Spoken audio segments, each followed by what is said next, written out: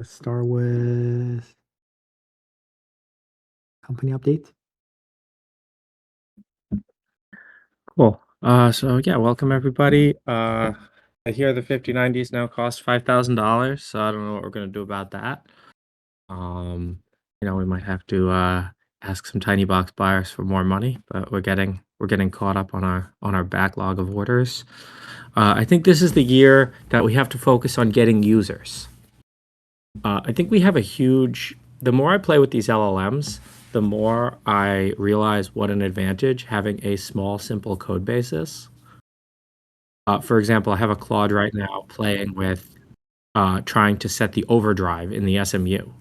Like, imagine trying to do that without tinygrad, right? Imagine trying to what's Claude going to do? Recompile the kernel? Just also think about the PyTorch tests and the PyTorch compile time. What is the agent going to do? I don't understand how people do this, right? I've never developed in a company that has well, it takes 30 minutes to build, and then it takes 2 hours to run the tests, and then, yeah, your thing will get merged. I don't know. I've just never worked in a company like that, so I don't know how people do it.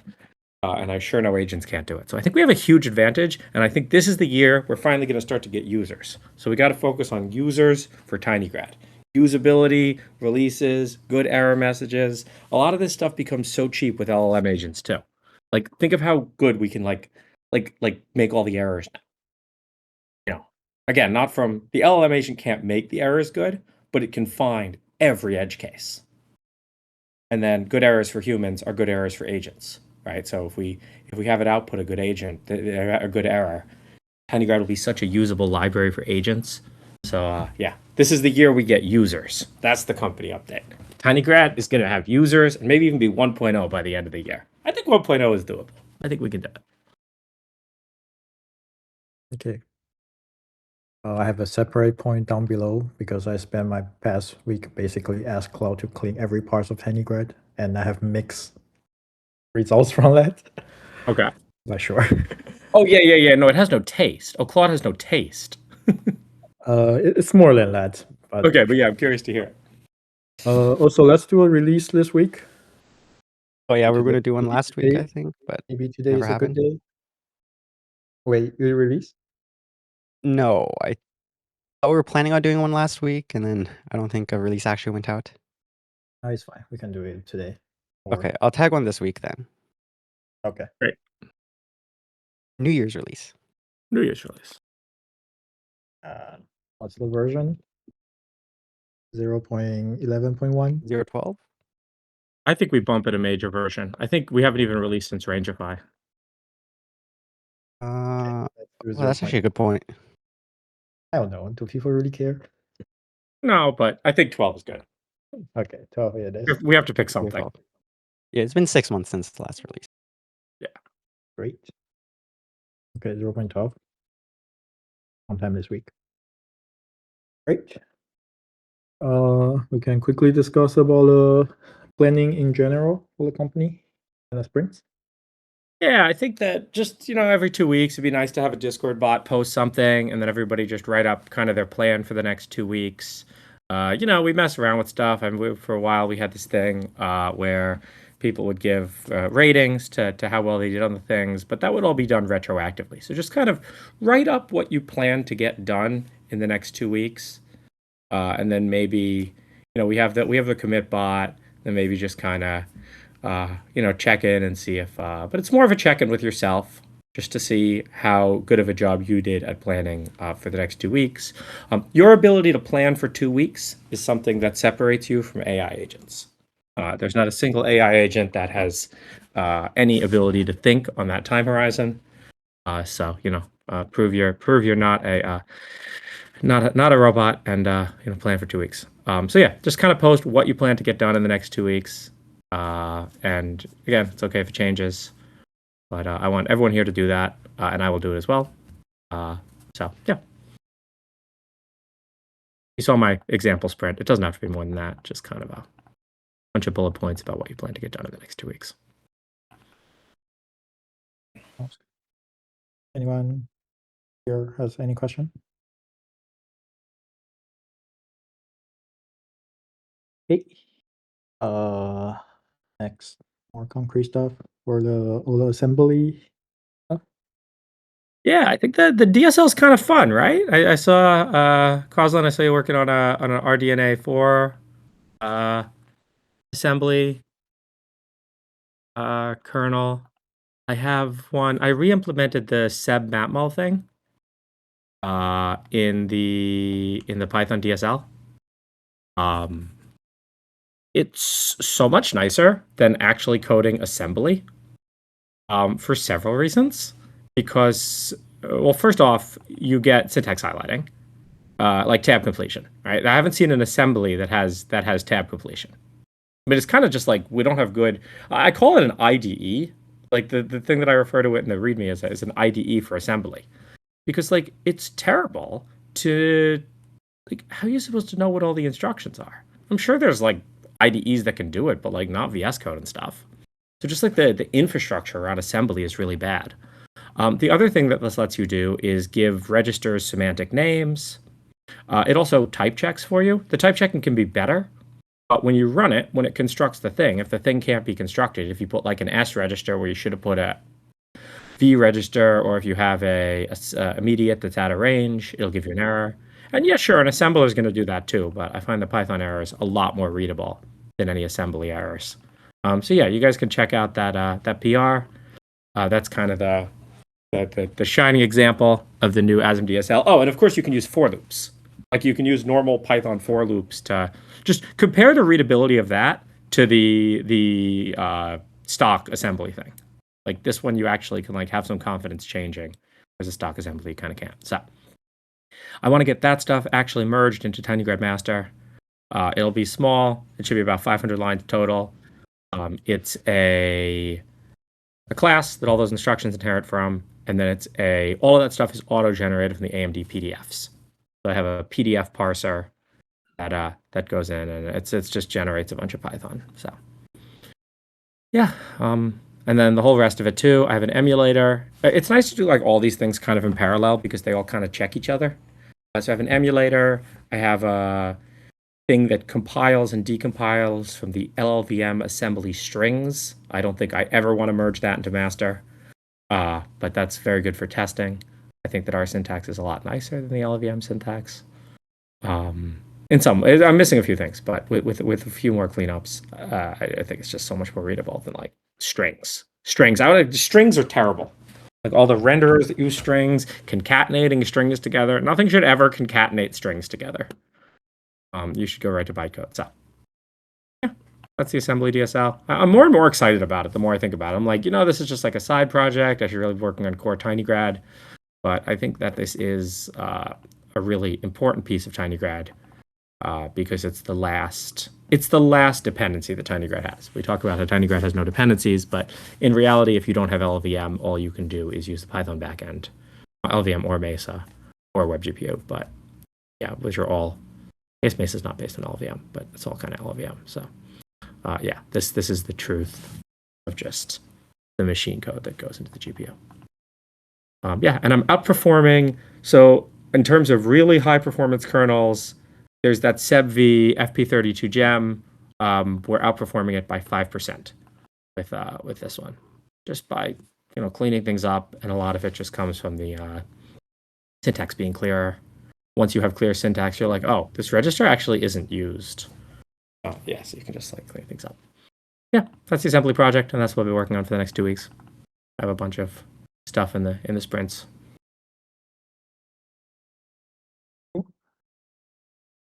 Goslin, you want to go next since it's kind of related? I think I've also been doing RDNA4 since I have it at home.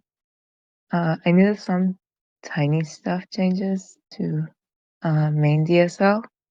Hopefully that should be fixed. I'll do before RDNA. principle. I'll do RDNA4 today if RDNA4 is important to you. I did CDNA, but I can do RDNA as well.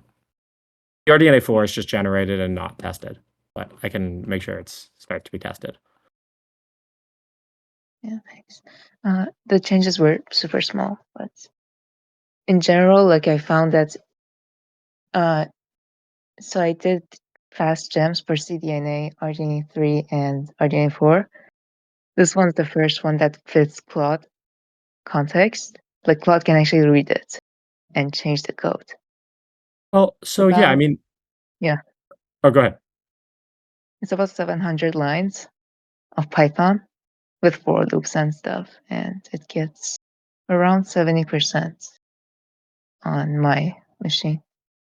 Well, I see how you did for loops. I see some of them are like inline like that, but you can do all the whammies in for loops too. I think this is still like you don't actually need like all of this pipelining. Where it's like interleaving the local stores and the whammies. Do you actually need that? Oh yeah. It's Really? it's very interesting just profiling it. It's doing a two-way ping pong. So it's increasing the size of the whammy by making two waves collaborate on the Interesting. What's your occupancy? it's actually pretty good. Well, how many waves do you have in flight at once? Two. Wait. 2% D. How do you only have? Oh, 2 per SIMD. So you mean 8. Yeah. I don't know. How many VGPRs does RDNA4 have? So you're using the full 256. Yeah. I don't think I need to, but that's a separate thing I have to fix. So RDNA4 has a 192K register file. So yeah, you can have theoretically an occupancy of up to 6 with that.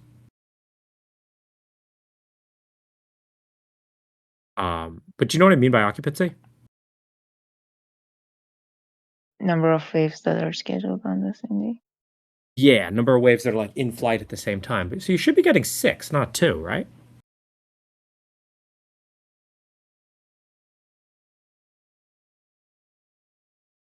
I'll check again, maybe. Yeah, if you just look at like the occupancy times and you figure out like they also have this like little bit of overlap where they like schedule and you can get more than 6 because it sends that message to deallocate the VGPRs.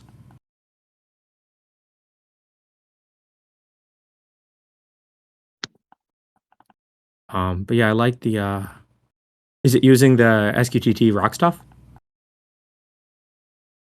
It is using the command line interface. We have a terminal tool for the SQTT stuff now. It's very usable for humans too. Yeah, I like it. Yeah. But cool. Yeah, no, it's nice to start to push into these like really high-end kernels. I don't know. The more I think about assembly, the more I think it's just it's a UI problem. It's a UX problem. Like, people worked really hard to like make Python usable, but nobody's worked hard to make assembly usable.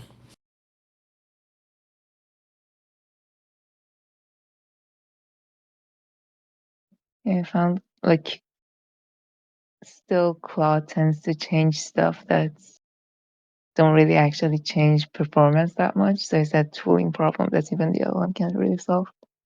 Oh yeah, no, I I think still haven't. Yeah, Claude can make it very clean. Like I made it go through every single line, make sure the register is used. That was one of the first things I did, and that saved like a couple milliseconds. It's a couple nanoseconds, sorry. But so it's very good at cleaning things up that are provably a good thing. every one of the speed ups was done by me. Yeah. Speed ups is No, unclear. it's no good at that. Like I got like 5% over the seb matmul, but every single one of the things was just done by me thinking about it and looking at the SQTT and like just doing it. But yeah, no, I think also what we can do is like more search. Like we can automate every bit of like pipelining and stuff. Just have it try every combination.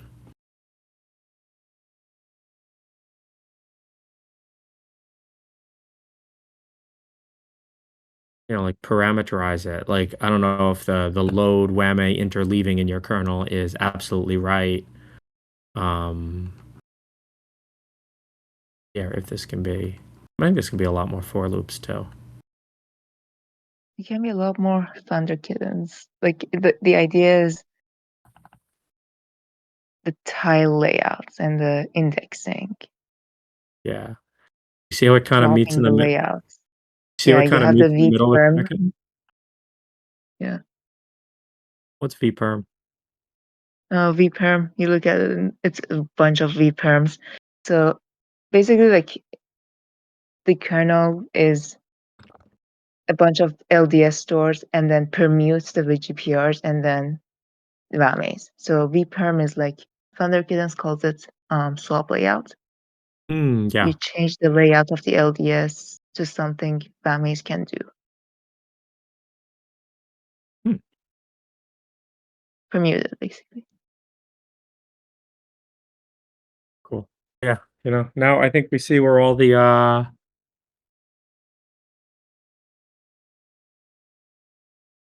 bridges, all the pieces that we have to build in order to get Tinygrad to actually output this code.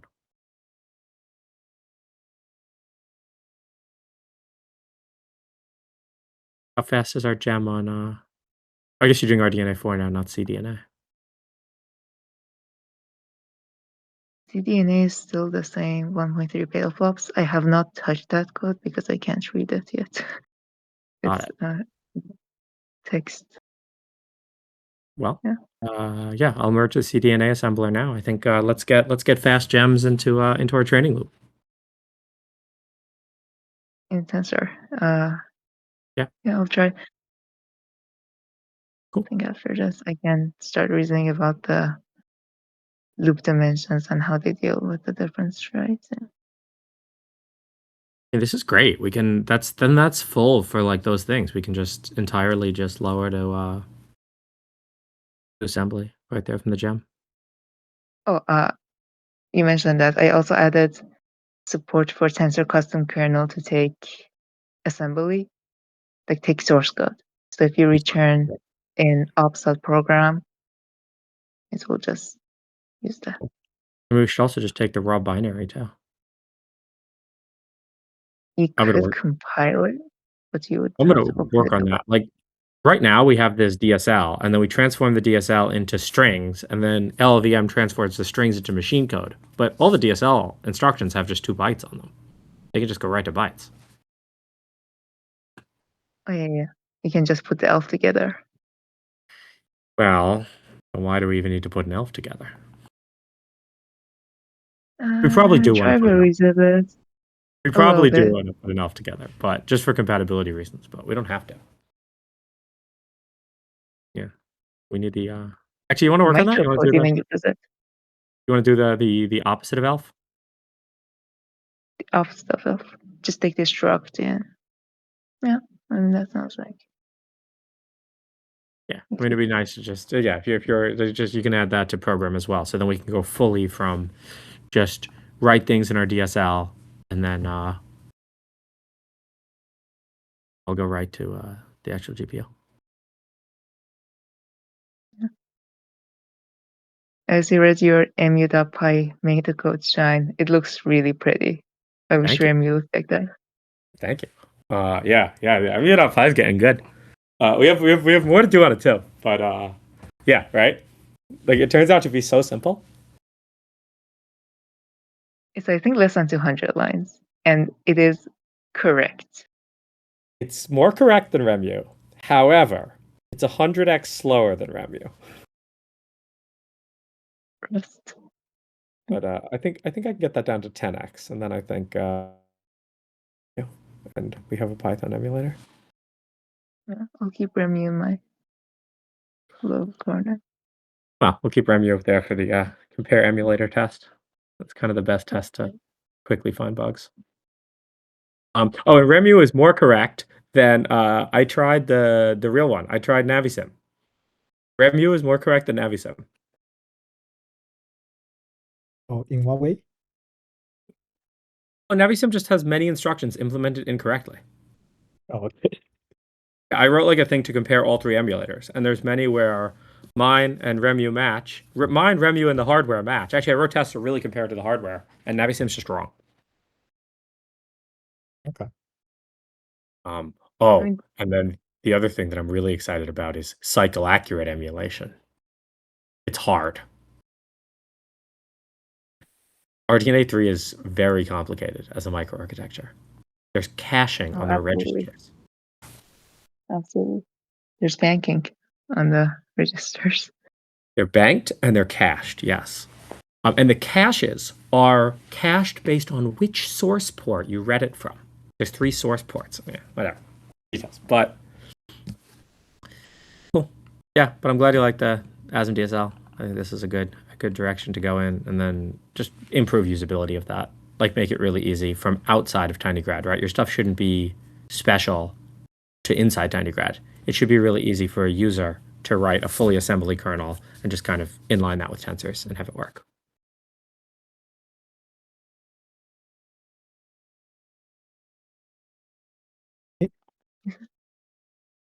Sounds good. Okay, speaking of training loop, I didn't really do anything.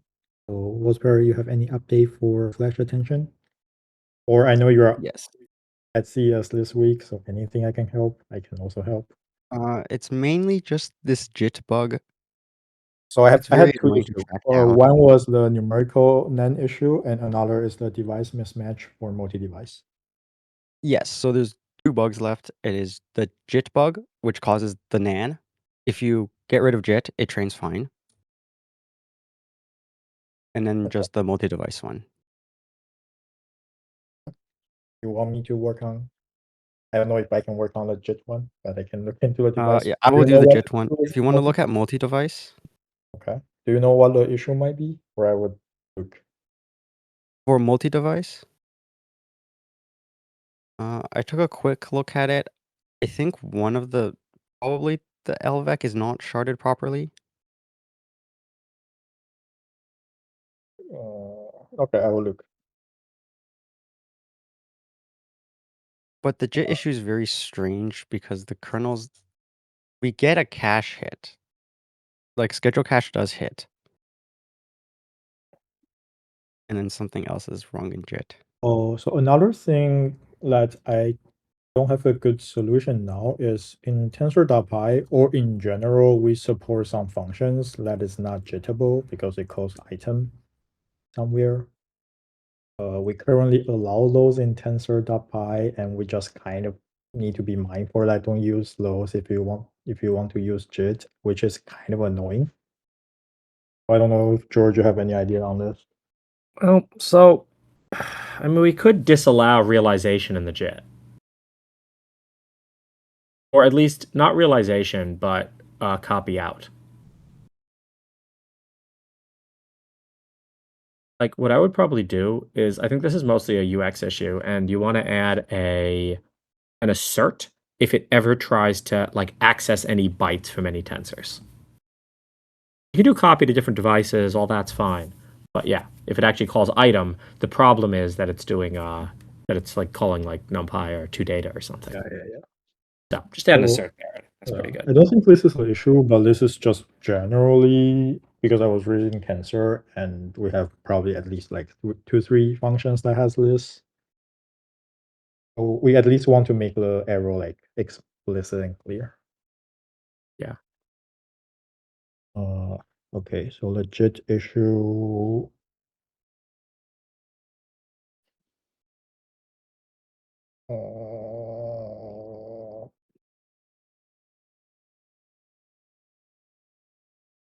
I don't know.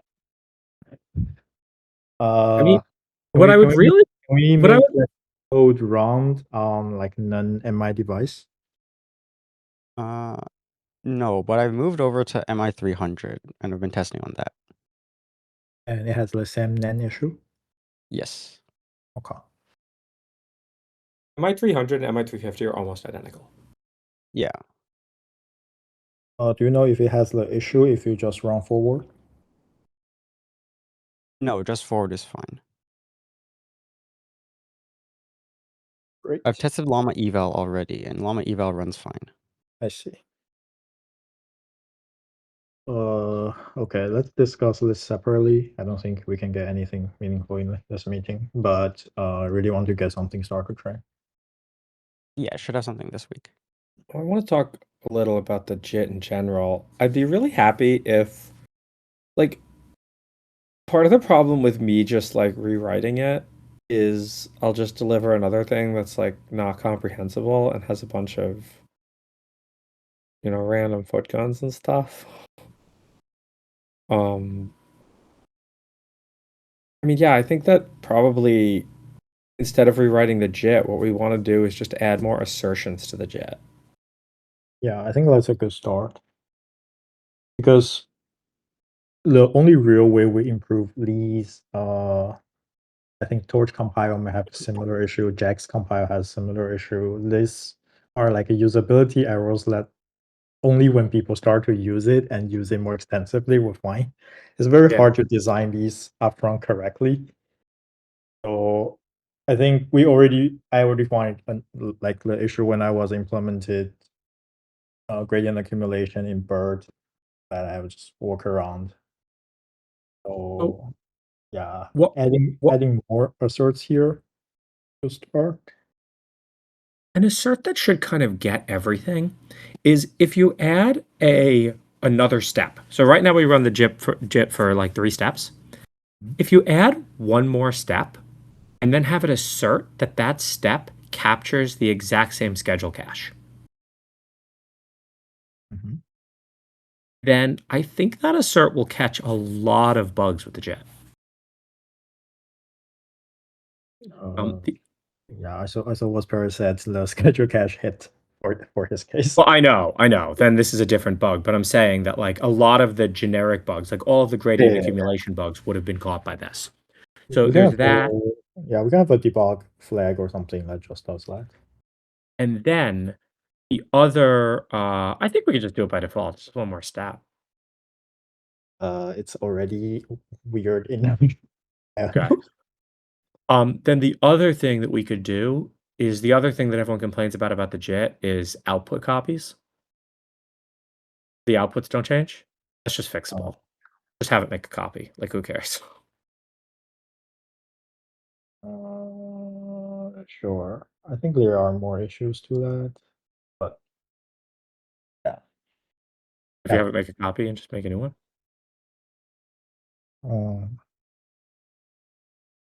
Yeah, I think that's rather better. Yeah. Okay, cool. But yeah, no, I think that the JIT thing, instead of me just like writing a new JIT, which is gonna have new bullshit, just Yeah, add we don't need a new JIT yet. That was my philosophy for gradient accumulation. I got a workaround that was working, and that's good enough. Great. Yeah. I mean, tests and asserts are what we need before we write a new JIT. Yeah. Cool. Okay. I will help with the device stuff and JIT. I will take a look, and we need to decide like what to do next.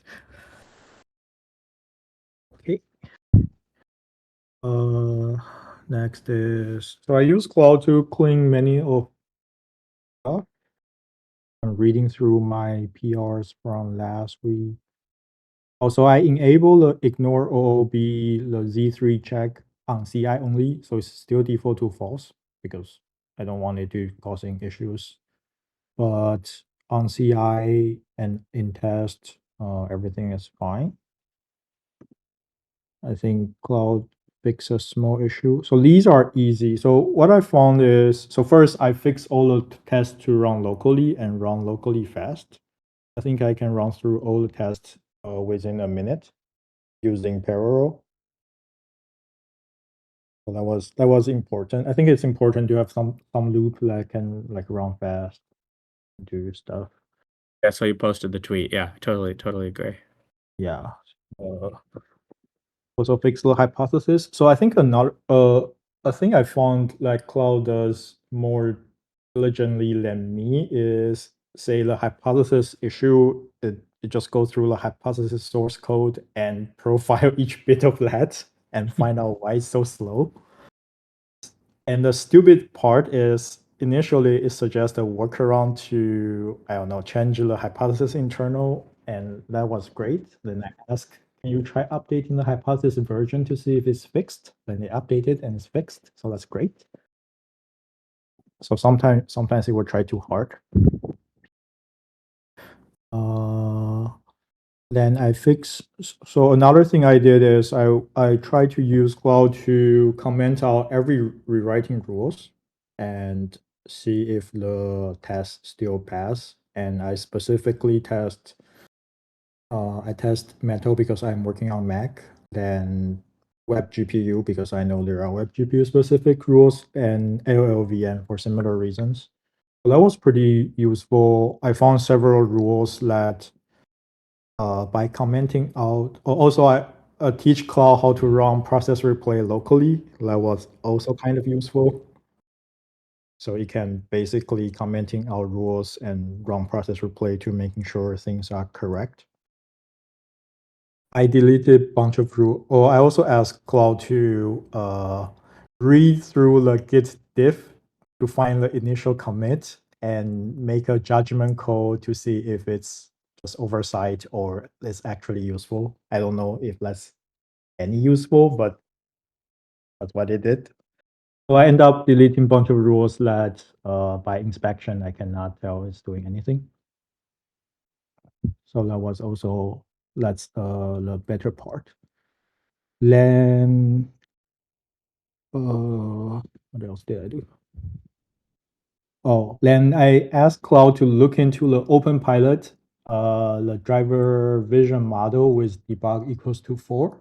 So it prints all the source code and ask Cloud to read it to find anything that looks dumb or should be able to simplify. And it complains about the NAND in loading image because image has 4 channels. Then for some reason, after Renderify, there was a code that always initted with NAND, even though you know it's between like 0, 1, 2, 3. It never should load the NAND menu, basically. So then, I remember that. yeah, so that is not complete because there's another rabbit hole for the C mod for negative numbers can be negative, some weird issues like that. But for the general the negative case, you don't need to load NAND.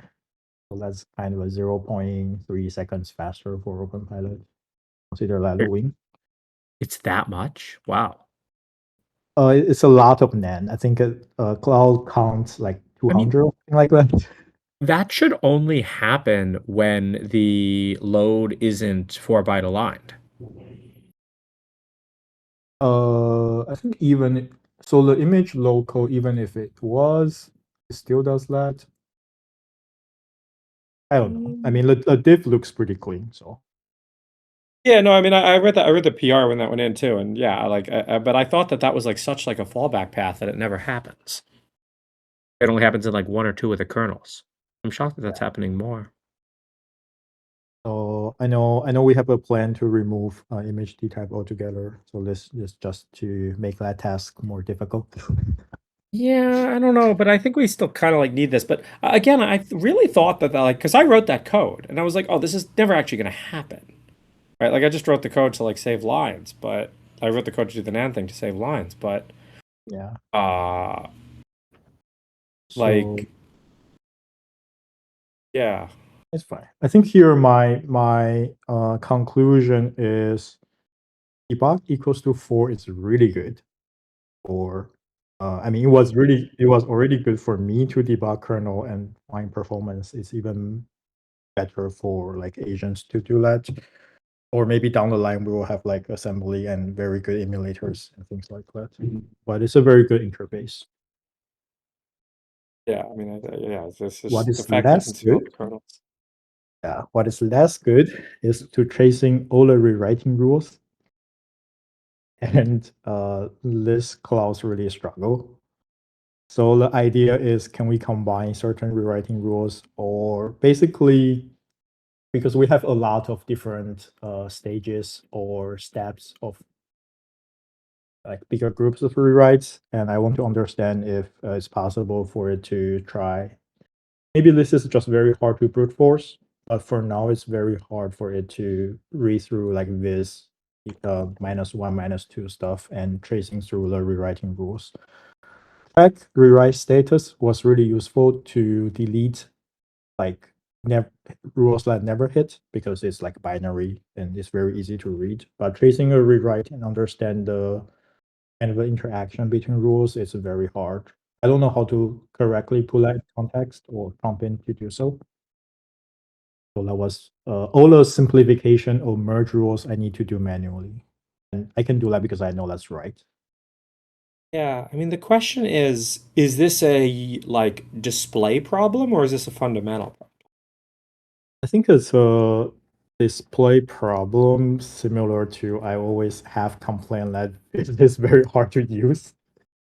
But I don't have a good alternative or the way I want it to be, so I don't really know. Yeah, I mean, I don't know. I find Viz a lot more usable than like, so you can print all the match rules with track match stats equals 3. Oh, I see. Okay. You can try track match stats. I mean, it'll work for small things. If you're Oh, yeah, debugging, like, I tried that with 2. I didn't know there was a 3. oh yeah, there's a 3. Yeah, 3 will show you literally every rule that matches. Okay. Great. So yeah, for tiny things and for tests, I bet that we can probably improve that, and I bet that's going to work. I don't know. I mean, like, Viz is the best UI I've ever seen for this. Yeah. I think it's just maybe for more compact and like text only version is not the most like informative way to present the data. So maybe more like a UI issue. Yeah. I mean, yeah. Because all the colors and arrows are really useful for humans, right? Yes. That's how you face stuff.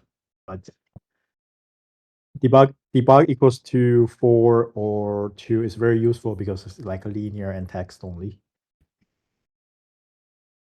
Yeah, we need CViz. We need command line viz. Yeah, something like Viz equals -1 and 2 are not meant to be entire visualizers. They're just meant to give you the pickle file, and then we can write people really tools. struggle reading that. Yeah, of course, right? Like the idea is that we should write tools very, very tastefully and carefully that give humans a good interface to use those pickle files. And they happen to also work for agents. Okay, then finally, I also fix a lot of Tensor and basically the very higher level stuff in Tensor.py, Onyx.py. There were like several to-dos. We have some functions that is just a giant blob of functions. Imagine something like ISOM or get item or resize or pad, things like that. I find it useful to just let Cloud read it and output something. It's very good at like fixing small spec issue in Onyx and because it will try random stuff until it works, and it will try a lot more comprehensive test cases than maybe what we have test coverage for. The lows are fine. I'm sure there are more, but I probably won't do them all. But if anyone is interested, I think this is it's basically how other people will use Tinygrad, right? It's like, can Asian write Tinygrad in higher level to train a model or implement some ops that they want? So I think this layer is good. We just have sometimes we have inconsistent error message and different different error types. Sometimes it's assert, sometimes runtime error. Those like small inconsistency. AOM doesn't really have issues on these, but it's more of having a consistent error system from the library. Yeah, agreed. Definitely need to improve the errors. Yeah, so overall, I think there are many things that can be further polished. I probably won't spend like too much time on this. but so far it's pretty positive, and a lot of, I feel between, so there are codes that we want the very highest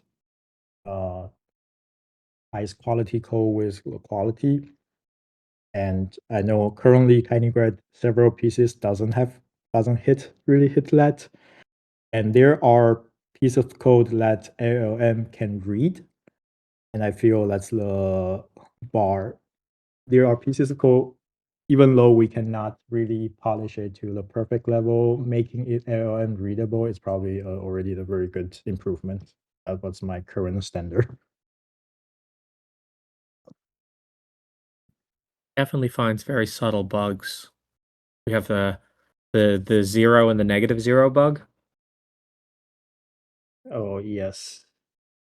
That we Yeah. kind of always know, but it's kind of annoying I mean, because Python yeah, doesn't have this. it does. Python has 0 and -0. Of course it does. No, but it is equal. I know. Yeah, so that's why somewhere we have like copy sign thing. Yeah, I mean, the bigger problem is just the UOP deduping is like broken for float consts. Oh, I see. It dedupes the UOPs is the problem. So if the first thing you create is -0, all the UOPs are going to have -0, even if you create the other ones without -0. Yeah, so the issue seems to be 0 and -0 just shouldn't eval to equal. They shouldn't be equal. Yeah, I mean, the UOP deduper should not work on 0 and -0. And this can introduce all kinds of problems in like process replay and stuff. Does it eval nan to nan? Well, I don't know about that. Might be a problem too. And maybe all the nans aren't the same, right? And that's a whole nother problem. So, Okay. Anyway, what we might, the fix for this might be just to have float consts be integers. Like right now we have float consts be floats, but they probably shouldn't be. Just have it be the bit field representation of the float and the const. yeah, that sounds fun. Yeah, I mean, it's just something to do. But Then you will run into all the silent nan and all the different kinds of nan. oh, I've learned a lot about different types of nans recently. Quiet nans. Okay, anyway, let's digress. Okay, so I think I still encourage everyone to try for maybe not for the employee, but for everyone in this meeting, if you are interested in using Tinygrad, there are several to-dos, especially in the Onyx and Tensor.py. I think Cloud does this really well. You can use this to practice the workflow. Don't commit AI slop. Don't try to open PR for that. We'll close it. But there are legit use case that will help both developers, maintainers, and the users for Tinygrad. So give it a try.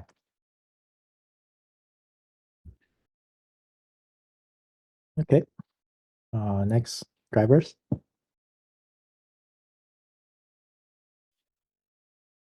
Yeah, fixed some bugs on for the MI300, the MI350. Yeah, also we now support several SDMAs on AM and now runtime.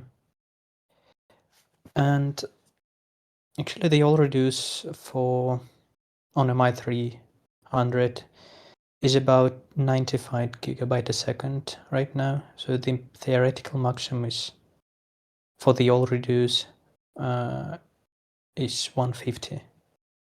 I mean 150 or 180. It depends.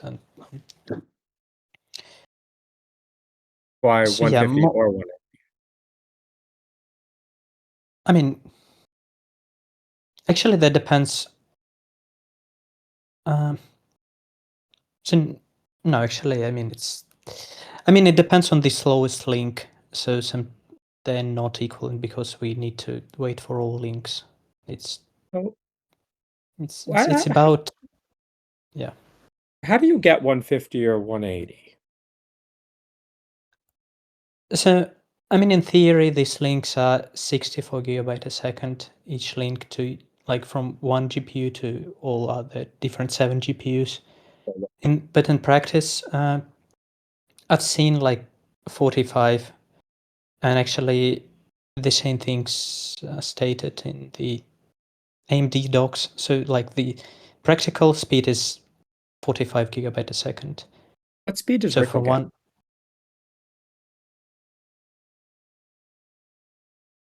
um, What speed does AMD's library get? Or all reduce? oh, I need. So I'll check that. But actually, I mean, we need like if you do like one to all from one GPU, it's about 300 gigabyte a second, just copies. We actually do 2 copies because we do reduce scatter and gather. So that's like half of that speed. And we also have several kernels because of contiguous and actually, so yeah, that's. Yeah, I mean, I'm curious. I'm curious what like the stock AMD all reduce gets like with Rickle, and then how close we are to that. I mean, if we're already like up to that or beating that, then we're good.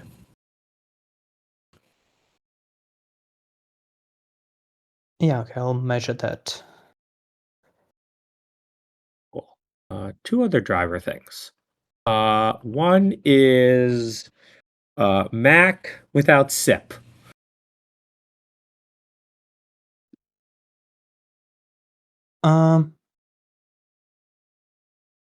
Yeah, okay, I just tried actually to wipe code something, but it was. I mean, that try was bad.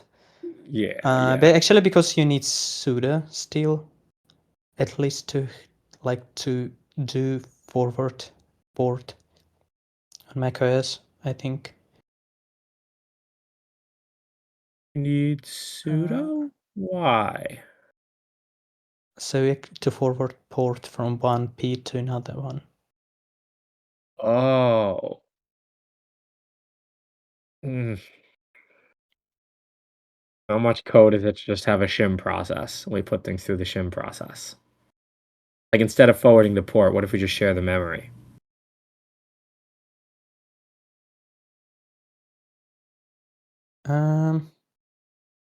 So I don't know. I need to try that. Actually, I don't have a picture how this should work. Like, yeah. Forwarding the port sounds fun, but if it requires sudo, I think that like we don't change it that much. The right thing to probably do is just have a small signed application that like maps the bars. And then it maps the bars into the Python process. We shouldn't need sudo for that, right?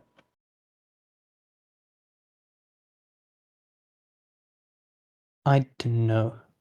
I mean, like you want shim application, like the signed application to map memory into Python. Yeah. I don't know. I mean, I don't know about macOS. I mean, all the security things. I need to check that if it's possible. I know. I know it's annoying, but like, I think that this is a good way to get users. I think we can get a lot of users like this. I think there's a lot of people who want to plug GPUs into their Mac. Comm is also coming out with we're working on that, working on boards for that USB controller. I have the whole firmware. I don't know if you've checked out the repo, but it's like all pretty much reverse engineered. Not perfect, but I think we're just gonna write our own firmware for that. And yeah, so I see this being a big potential way we're going to get users, and we do need to make this experience good.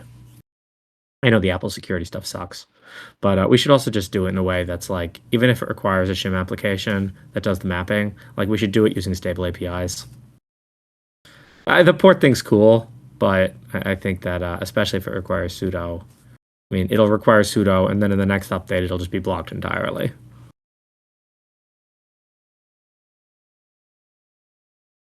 Yeah, so What? yeah, I'll try that. Cool. And one other driver thing. How come Seb V claims he gets 49 teraflops and we only get 43?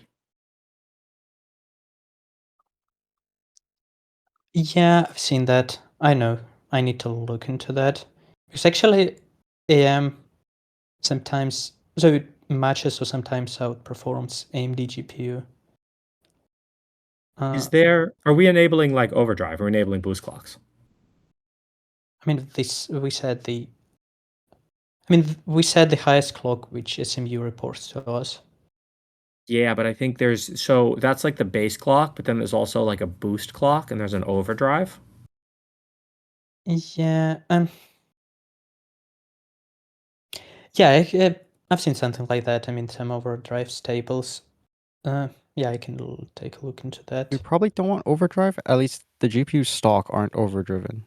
Overdrive is just AMD's like free overclocking thing.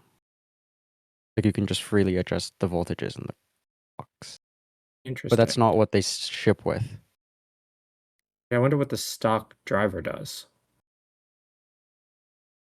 I don't know. You know what I'll do? I'll just test it with HIP, and I'll see if I can get the performance with HIP. If I can't get the performance with HIP, then I don't know. We could just like that is fine. But if I get the performance with HIP, I want to figure out what we're doing differently. But I know like I know that SQTT works on our driver all the time. So I wonder if we're setting some like stable. Yeah, we just enable the performance monitoring.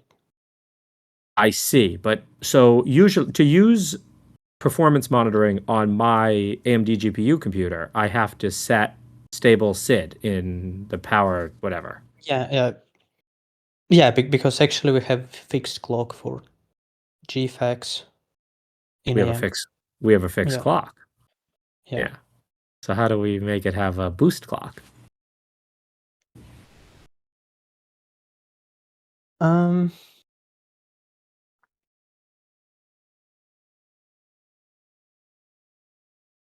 Actually, I think when I've tested that, so I don't know.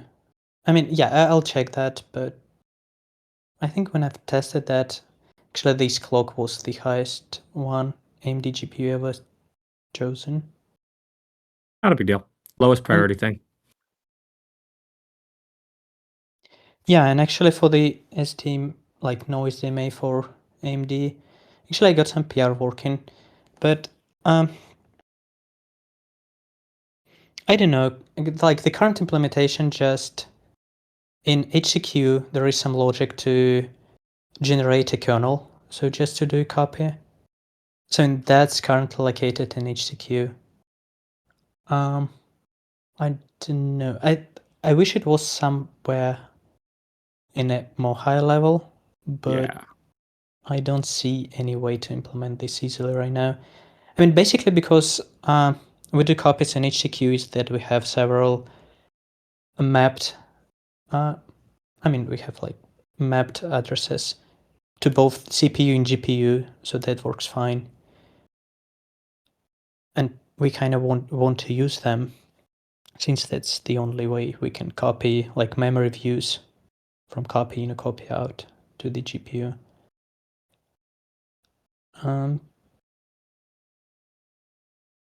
Yeah. Yeah, I don't have an obvious solution there, but yeah, I think it definitely needs to be like we don't want HCQ to start building kernels. We want to like put it in the renderer and say like no SDMA available or something. I mean, how about this? What if we just just instead of like auto detecting it or anything, just have like an SDMA equals 0 and that will put it on the renderer. And then like even if it's a slow path to copy out to the CPU.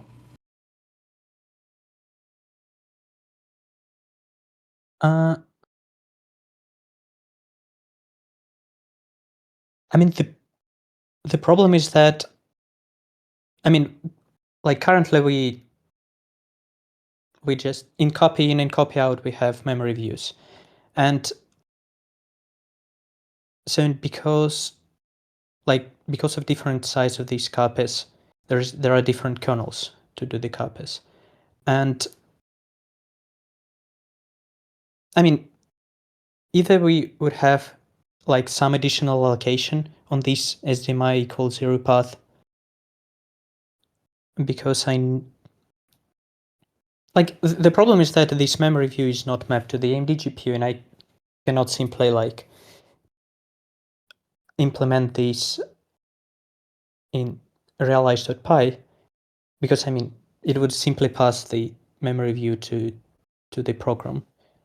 I mean, to the AMD program, and I need to deal with that somehow. I mean, yeah, but you could also do it the other way around, right? Like, even if it's just stupid, even if it just does memcopy on the CPU, if you're going to the CPU, I'm fine with that for now. Just to make the test pass. Um, So, like, GPU to Yeah, I- GPU should be a kernel, but GPU to CPU can be a memcopy initiated by the CPU. That should work, right? but not in Because all you, cases, because this would require like large bar.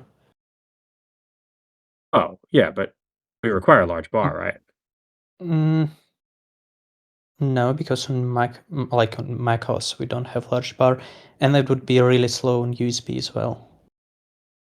Oh, yeah, but these are edge cases. I'm okay with just SDMA equals 0, just doing this on a normal Linux computer. If SDMA equals 0 asserts on USB GPU, that's totally fine. Okay, cool. Then Yeah, let's just make this very simple and make it work on Linux computers so that we can test in extreme parallel.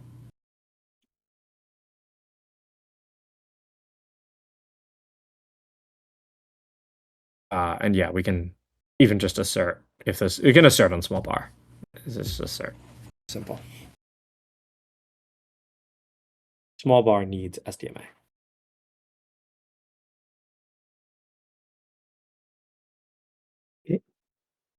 Next for image dtype. Yeah. So faster image equals 1 is merged. So I can find a link to that, but here it is. Is image equals 1 using the image load stuff? Yes. Cool. Yeah. It's not. So it's not like that was the thing that happened a little bit ago where we're trying to make that default. It's not default. When you do image equals 1, you get like you don't use the image dtype at all in tensor.py. And it's not nearly as fast as image equals 2. I kind of want to have some more profiling tools for Qualcomm before I look into exactly why this is, but my guess is that like for one, there's the cache alignment thing, and I think that's a big deal. Then there's another thing, which is that we're not using float 16, just because like if you're going to arbitrarily transform a buffer to say like, okay, now this is it's an image buffer, then you need the underlying buffer to already be all half precision if you want to be, using the Well, yeah, but we have to fix that in. You have to just use normal float 16 in tensor.py. Yeah. Yeah. I mean, the confusing thing is that all of the math is still happening in float 32. So I didn't really Yeah, know how to express that. Oh, it's just a cast. I see. And then you have a rewrite rule that detects if image equals 1 is set. No, you don't have to detect if image equals 1 is set. So you can just do this. You can do this in. You can express this in normal tinygrad, completely image free, right? So if you want to store something in float 16, you do cast float 16, contiguous cast float 32. Yeah. Yeah. Okay. Yeah, that should just work, right? Yeah. Sometimes your scheduler will create additional kernel for you if you do that. Oh, we got to fix the schedule. Yeah.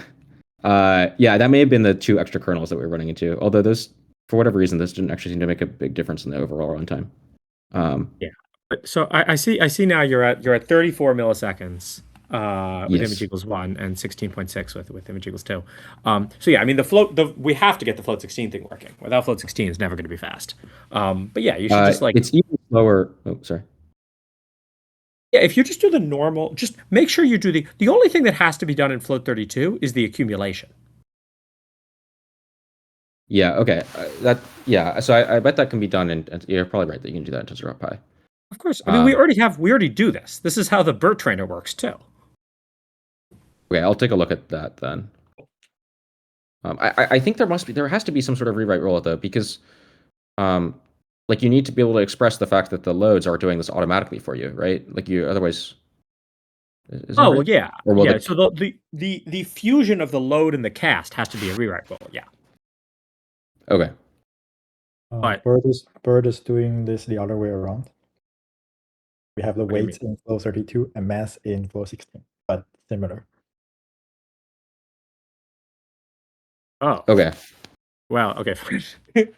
But yeah, I mean, you see the idea, right? You could do the like we have a So you flat- you just use contiguous to control the D-type you want to store into.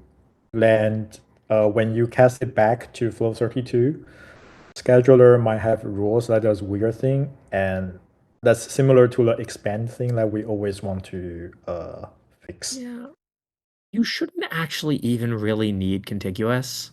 Like the scheduler should be smart enough to store. We also have a rules, or we used to have a rules that look into the path and find the smallest D-type and store in that. Yeah, Not that's sure kind of what's the what we current want. state, but that's the idea. That's what we want. Okay. Well, yeah. In any case, I don't know. I feel like I tried doing this, but it was a little bit ago, and I do remember there being some sort of weird scheduler effect that like made the number of kernels blow up. But So I would suggest start with manually contiguous store things in flow 16 because we know that's a must. Then if there's a scheduler issue that blow up the kernel count, then we can work on that separately. okay. But anyway, my point was even if you do image equals 2 and you don't set float 16, it's still like faster than 34 milliseconds. And I have to imagine this has to do something with. So right now we're effectively only doing 1D indexing, and so then you don't get the benefit of the valid out of bounds stuff. Oh, yeah, no, I mean that stuff's huge as well. Yeah, so you are going to need some rewrite rules for these image things. You're going to need to be able to express that the load is capable of doing 2D indexing, and that the load is capable of doing the cast for you. Yeah, no, for sure. But they're late rewrite rules. That's the key. They're very late, and they should be like on the in the renderer practically. Yeah, I mean, you probably want this. Like, can you put that in the simplify valid? Because that's when you know. Actually, I don't know. I mean, part of the problem is that you can't always perform the sort of reshape of the image, because like you can only have one shape of the image, if that makes any sense. So we already go a bit of time already. So I think for these more detailed stuff, I'm very familiar with all the valid simplification stuff, so we can discuss separately. And even better if you have examples that you can show, okay, this generates this code, but image equals to generate that, then we can discuss like where to put these rewriting rules and what simplified rules we can put. Yeah, I mean the code right now, like it literally just generates a one-dimensional image. Like the height I think is 1, and then like the width is whatever the size of the image is. Okay. It's a good fallback to have, but yeah, we got to get the. So basically, we got to add in 2D indexing and autocast. Yeah, and then I think there also is quite possibly a thing about that pitch add as well. I think that also makes a difference. And figuring out how to account for that is non-trivial, I think. We should probably randomize the orders of these meetings so that everybody talks at a random time, not the same time every week. Okay. Yeah, sorry if we're going a little over. No, you're good. You're good. You're good. We all went on long. I went on long. Everyone went on long. Okay. We randomize the order. Let's cut to the meeting. I know we have B1TG here. I saw you update your float 8. I would test with your script. If it works, I think that one is clean enough. I'll review it, but if it works and I review it, then Monty is yours. And then I Anything else? quickly want to talk about the C-type structure. Yes. Yeah, so basically, I think I finally have a solution that will end up sort of looking nice, and also like it'll look like nice to us. It'll be like a simple implementation, and also MyPy will find it acceptable. Which I think if you similar to like how data classes work, where you have like a decorator on the class, and then it goes through and it looks at the type annotations. I think you should be able to do this for the structures as well, and that should be like the cleanest possible way of doing this. And then I will do something similar for the functions as well, where you can just say like, okay, I have this function, and then you just pass the implementation, and then you put a decorator on that, and the decorator looks at the types and looks at the name of the function, and then says, okay, I'll go search in the DLL that you gave me to find that the implementation and assign the types properly. I think that's the simplest possible way of doing this. So that's my idea. The other thing is that, like, I don't know, I was working on this morning, and I think like I think we don't want to have our own implementation of pointer, and we don't want to have our own implementation of array, and our own implementation of I don't know, there was one other thing. I think it just ends up being super complicated, and it feels like you have to code in all these edge cases, and it's especially frustrating because there's extra edge cases because we're still dealing with some C-type stuff. So it feels like maybe that's something you want to do eventually if you remove C-types altogether, but it doesn't feel like it's warranted to do that yet. We do not need to remove C-types. The main goals of this are to deal with the Python version issue, and to deal with the fact that MyPy doesn't work. Yeah. So I think we have the no right thing interest to in do removing here- C-types. C-types is great. It's built into Python. We love it. It's just structure. Okay, okay. So that makes sense. I think I will so the correct thing to do is to like have the class decorator maybe return a subclass of C-type structure or something like that. The other key thing is that we shouldn't regress speed. So we shouldn't regress speed on any of these calls. I'll benchmark a lot of that stuff and make sure that that's the case. But that should be the case. Yeah. Cool. The one other thing was we talked about last meeting was refactoring all of the compilers to be part of the renderers. Yep. I'd done a little bit of thinking about that. I haven't started that at all yet, but I had thought about what to do there a little bit. And like it feels like a lot of the stuff you might want to move more stuff into program spec. So like for instance, if you look at like ops QCOM right now, we have like a separate way of parsing the NUR output and a separate way of parsing the output of the CL compiler. And this doesn't really seem like what you want to be doing. Like instead, it seems like you probably want to pass like the flat binary, like the image, like literally like the binary, like the assembly code, and then you also want to pass some like metadata. So like the like the branch stack and the number of registers and this sort of stuff. I think this is independent of the moving the compilers to the renderers. Okay. I think that moving the compilers to the renderers should be a pretty like mechanical refactor and should be just really to remove those compiler pair and compiler set classes, and then every renderer. Okay, yeah, I mean that's I wouldn't worry about program spec refactors yet. Okay. Unless we absolutely need them. But yeah, no, I think the main goals of moving the compilers onto the renderers are just to have it do it all with rewrite rules. Yeah, no, that definitely makes sense. And then remove the other path. I just want to remove the other path before we do any and the CC issue. Okay, I'll look at this CC thing as well. Yeah, the CC thing. I don't like the CC thing. I think this is going to all be cleaned up, but it should just be, I agree that program spec should probably change, but I think that's completely independent of this putting the compilers on the renderers and then rewriting OpenCL to be slow. And it gets punished and it's slow because it didn't do a good job of factorizing. No, that makes sense. The only reason that I had it on my mind is because I had added that like auxiliary thing to I saw that. Yeah, it's fine. It's Yeah. fine for now. It's fine for now. We can think about what it should be later. But Okay. It'll be easier to do once everything is unified. Anyway. Agreed.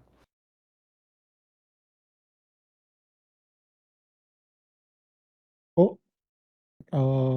That's it for this meeting. Thank you, everyone. Bye bye. Happy New Year. Happy New Year.